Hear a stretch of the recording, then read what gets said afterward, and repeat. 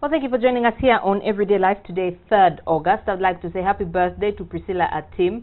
I do hope you have a great day today. And birthdays are usually times when people reflect, especially the older you are, you reflect on how much you have achieved in life. Joining me today is Paul Serukenya. He is a life coach. And we are talking about becoming what you were not raised to be. He is... some of you may recognize him. Maybe I shouldn't give the cat out of the bag. Let the cat out of the bag and let people see you first before they say who, before I tell them who you are. Okay. But you are a full-time engineer and, should I say full-time pharmacist? Yes, a part-time pharmacist. Part-time pharmacist. Yes, but sure. Thank you. Thank you for coming to the show and sharing your story. Now, we are talking basically, I don't want to call it personal development, but becoming what you were not raised to be. Absolutely. Tell us about how many of us have been raised and how one can actually break out of that box.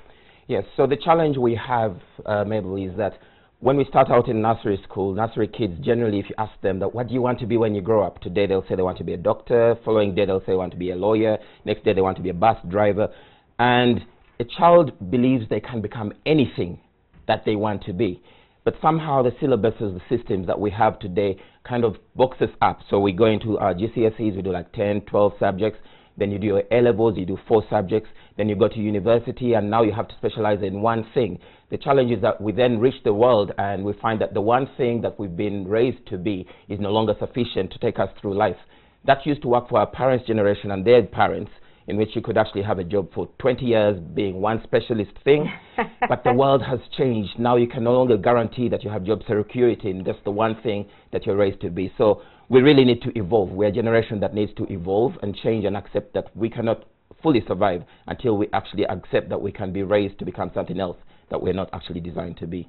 Now, Paul, I would like you to share a little bit about your story. The last time you were here, if you have recognized him now, good for you. If you haven't, I'm going to let you know who he is.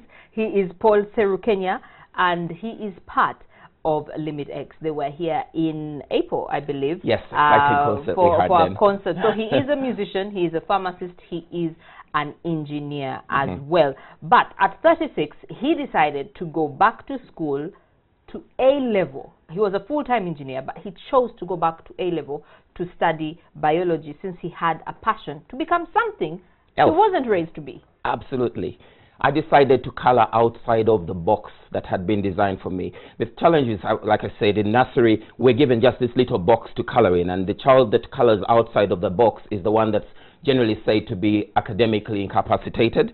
And we live life beginning to believe that we should always fit within one box. But in the season that we're living in now, I believe that we're in a time where we need to rediscover what else is hidden inside of us.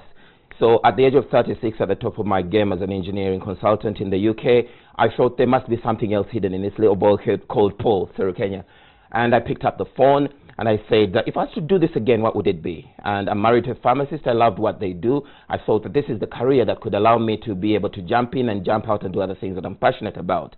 So I called universities and they told me I needed a recent qualification in biology. I hadn't done A-level biology. And I was told I needed a recent qualification in chemistry as well.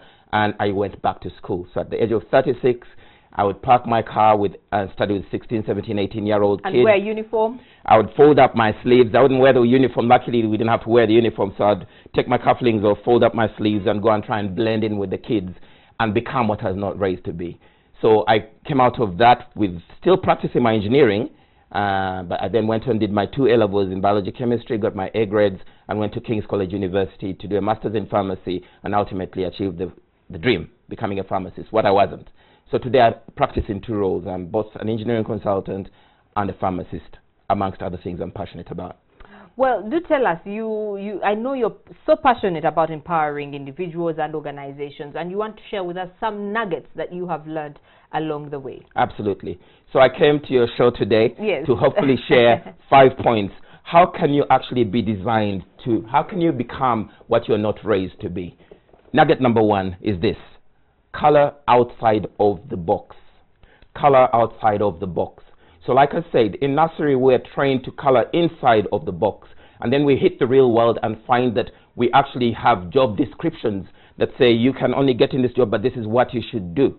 But you find that the people that advance the most to become other stuff that they were not actually designed to be are the ones that actually color outside of that box, the constraint that life has given us, the job description that life has given us. The moment you begin to dare to climb out of that constraint, you open your world out to stuff that you never knew that you had. So if you're going to become what you're not raised to be, understand that you need to go outside of the constraints that life or your teacher or tutor or your company has actually defined that this is the only place that you could be. So color outside of your box, nugget number 1. Number 2 is this: how to become what you're not raised to be, is expand your syllabus. Expand your syllabus. Like I said, initially when we were younger, when we were kids, there was something in us that said we can be more. Yes? And somehow as time has ticked along, we've been constrained to actually exist in this one little box, yes? But I discovered in myself that at the age of 36, hey, there is something else hidden inside of me. So I paid the price to become something else. So my message today is, how do you want to be what you're not raised to be? Expand your syllabus. Understand that there is something more inside of you than time, than life has allowed you to be. If you allow somebody else to define what you become, you empower them. But I'm saying that inside of you, you have the ability to design your future. Success doesn't take a lucky jump. Success is designed. You can't actually design your future. Okay. So that's 2. Shall we go on? Yes, number 3. Number 3 is review your associations. You are a running average of the 5 to 10 people you spend the most of your time with. Oh my goodness. Yes. So family members, workmates. Absolutely. So if you're not where you desire to be, the first place you should check is, who am I hanging with? Who are my associates? Do they represent what I ultimately want to be when I grow up? You are always an average. Even the salary you earn is an average of the 5 to 10 people you actually hang with. In fact, I prefer to be the fool in a group, because I know that I'm always struggling to learn more, to become more like the people around me.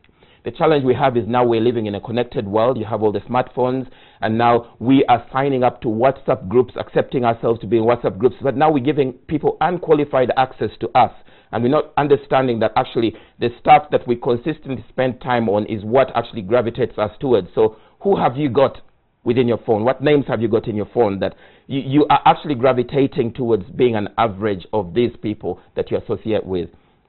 So the question is, how do I choose the right person that I could be with? And I've talked about 3 categories of people. One category is yesterday people. These are people who the most dominant part of your conversation is with them is about stuff that you used to be yesterday. Those are not the people I would challenge you. I'd accept that you kind of spend the most of your time with. Then there's today people who only love you for what you have today. But should you lose what you have today, they're saying like, see you and I don't want to be with you.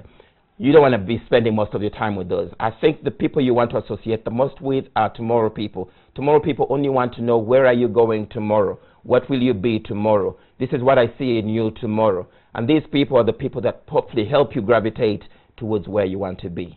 So you're saying people need to cut off ties. It's absolutely WhatsApp groups. It's about time they found that Paul Serukenya left the group. Yes, and feel comfortable with it. If the people in your phone, why did you leave the group? Absolutely, feel comfortable, because you know life is not rehearsed. This is it. So you have to value the time that God has given us to actually be in this planet. So I want to make sure that every association that I have is actually adding value. If it's not adding value to me, it's got to be somebody that I'm helping to get up. But we need to get to a point where someday we have a form of synergy, where you teach me and I teach you back. Okay? Okay. Nugget number 4 is this: cherish discomfort. Sometimes, you know, we think that it's actually not a good place to be uncomfortable. But sometimes I would say that when you get comfortable, comfort actually breeds a culture of stagnation. Yes, so when you're comfortable, you stay stagnant. And when you become stagnant, that's when depreciation begins to happen. Even in corporations, the companies that begin to crumble the most are the ones that actually go to a place where they're now comfortable. But you need to actually celebrate discomfort. If you run a race with someone who's running on coal and someone who's running on a carpet, the one who's running on hot coal will run the fastest. So you can actually use discomfort as a leverage to get you to where you want to be. So that was nugget number 4. And nugget number 5 of 5 was this, on the subject, how to become what you were not raised to be, is write a plan and pay the price to become. So many times you need to understand that if you don't have a plan for yourself, right? You are a subset into somebody else's plan. You're actually helping someone else achieve their plan. But you need to have the power to actually design, where do you want to see yourself 5 years, 10 years from now? And when you have your finish point, you can work yourself out. From where you are now, life begins to rearrange itself for you until you get to your point of destination. Paul, let me ask, in the world we live today, I can't, and you are married, you have 4 children. 4 children, yes. A wife. Where did you get time to do all this? Because most of us, our problem is time. I'm wondering, have you been sleeping for 2 hours a night? You know what? We all have 24 hours in a day. No one has more hours than anybody else. It's a question of what do you do with your time. So sometimes, this is one of the crazy stuff that happens. Sometimes you sit in traffic, yeah, and it takes you like 2 hours, 3, 4 hours to get back home. Question, what are you doing with that time? So with me, I maximized that time. In the times that when we're like stuck in traffic, I'm actually listening to podcasts, stuff that makes me who I'm not. It's actually coaching me, teaching me to become what I'm not. So I'm not actually losing time. So things like TV. How much time do we spend watching TV? Watching the Kardashians. In the home. You know, now the people who are stars are actually people who are not even academics. They just become stars because of their looks, right? And they're not really adding value to us. So what do you do? So I qualify, I kind of evaluate myself consistently and say, how else could I have used my last 2 hours? So yes, so maximize my time. I did, I did it that way. For someone watching and they're like, for you, you started at 36. I'm imagining, for me, I'll be saying, but 36, that's a bit too late. Okay. What would you say, because there's so many people, and in Uganda, I would say, we don't have that much luxury to change occupation. So what word can you say to them that if they're not happy being a banker and they've been in a bank for 10 years, that they can actually change career? Absolutely. I would say maybe a couple of things. One thing is that it's never too late to start again. It's never, ever too late to start again. You know, what we have is now, okay? We don't know how much time we have in the future, and the past is gone. What we have is now. And it's within your power to decide what is it that I must do next. And many times we rule ourselves out of opportunities because we think that, oh, we're too old, or we don't have the right qualifications, we don't have the right associations. So I would encourage viewers that, listen, it's never, ever too late to start again. We must evolve. We must evolve. We cannot be the one thing that life has made us to be. If you're a banker today and you feel that you're not satisfied with where you are, the one thing that we as humans have is the gift that we're not trees. Trees only stay in the same position. Humans can move. If you're not happy, find a way to move from where you are. You mentioned to me earlier before we came on air that you used to work for Nokia. Absolutely. And I'm sure you still have some loyalty to Nokia. But many of us, and not just Nokia, I mean, they're Kodak, they're huge brands that we no longer hear about today. I'm sure you can give us a whole another life lesson on such companies. But basically what is known is they were not able to evolve as fast as technology was going. How hard should someone work? Because I look at you and from what you're saying, it's like, you know, every minute of your day is planned and you're just working. Do you have any leisure time? Do you spend, how much time do you spend with your family? Absolutely. So it comes down to your definition of work. So what somebody else might find as work is actually a hobby to me, right? I did Limitex music. Limitex for the 3 guys became a full-time job. For me, Limitex was a hobby. Okay, so when some people look and say we're going to work, and for some people it's actually a hobby. So when you say how much time do you have for everything else, actually a lot of what I do I enjoy. So I'm not actually going to work. I'm actually going to do something I'm passionate about. So I don't really find that I'm wasting time. I involve my family in a lot of what I do. Even you when came here with your son. I came with my son who's in the lobby. Somewhere. Yes, and we were studying Tendo, my son Tendo. When I was studying my pharmacy stuff, he was doing his homework right next to me. He was in primary and school. And the fantastic thing is that what better way to mentor your children than actually involve them in what you're doing. Okay, so yeah, so that's just the way I do my thing. So it's not exactly about hard work. It's sort of smart work. Yes, you can work hard doing the wrong thing. But I think in this era that we're in, with the gift of time that we have, we just need to be smarter in the way that we use the time that we've been graced with. Okay. How can someone develop good judgment? Because clearly for you, it seems you've made great choices in life, you know. Yeah, so if someone says, you know what, I started this business, it didn't work, I was passionate about it, I resigned my job, and now I'm here, I have nothing. So what advice would you give on enabling people to develop good judgment? I would say for sure that every idea needs to be given the time that it deserves. So I don't believe that there's any wrong idea. So if you have an idea that comes your way, save it. What if it doesn't work? Save it. Save it. So you need to ask yourself the question that, is my idea relevant to the situation, to the marketplace that I'm in now? And what I've found is that preparation precedes opportunity, okay? So if you have an idea and it's not relevant today, just file it, save it, and keep clicking your mouse. I have a worksheet that in Excel, every worksheet is an idea. So when the season comes for the idea, you'll be able to have it at your fingertips, and that's not the time to begin to prepare. You will have your opportunity because you were prepared before with that idea. So if you have an idea that comes your way, save it. That's a gift that's been given to you. You just need to then question yourself, is how relevant is my idea to the marketplace that I'm in right now? Now, for you, you live in the UK. I'm sure Uganda would, you know, do much better with your services.